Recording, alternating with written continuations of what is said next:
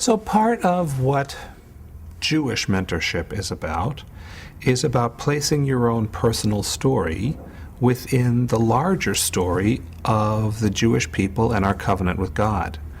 And once you do that, once you see yourself in that larger frame of reference, then you become the latest embodiment of the cumulative waves of that tradition. And that means that time, in a sense, disappears. You become the one who lives out the best values and teachings and insights of the Jewish past, and that means they become contemporaries.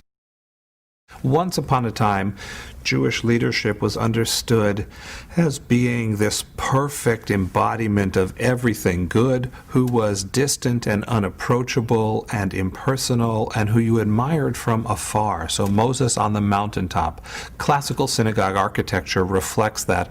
I like to call those pulpits that are way up high and you have to crane your neck to look at them as being 6 feet above criticism. And these rabbis talk to you from way up on high and they thunder at you, but you never think of them as a human being. And that model of leadership may well have worked, but it doesn't any longer, if it ever did. And I think we always paid a high price for that gap between the personal and the inspirational. And what I see mentorship as being is a willingness to share your own journey. You don't have to be perfect. You don't have to have all the answers. In fact, it's your imperfections that make it possible for people to learn from you, because you are a human being. And you then know what the issues are that the person struggles with, that they need help with. So it's by sharing your own imperfections, sharing your own struggles and uncertainties and doubts, but within that context, not ending there. You don't stop with imperfection and doubt.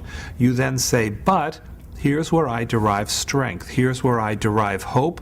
Here's what makes me feel it can get better, and I'm going to move on. I'll still be imperfect, but I will have resolved this issue. And then allowing the person you're mentoring to then step into that space as well and say, okay, if you've shown me a model for how you did it, then let's talk about different models that might work for me, which might be the same model and it might be different models. But again, it's a mentoring by example, and it's a mentoring in which you're honest enough to create a safe space to reveal humanity and to reveal imperfections. Turning everything into a test is one of the more infantile and regrettable aspects of our culture. Everything gets quantified, everything gets assessed. Anyone who works in an institution knows you can jockey the figures. You torture the statistics enough, they'll confess to anything. So I'd like us to move mentoring out of the test and measure mode.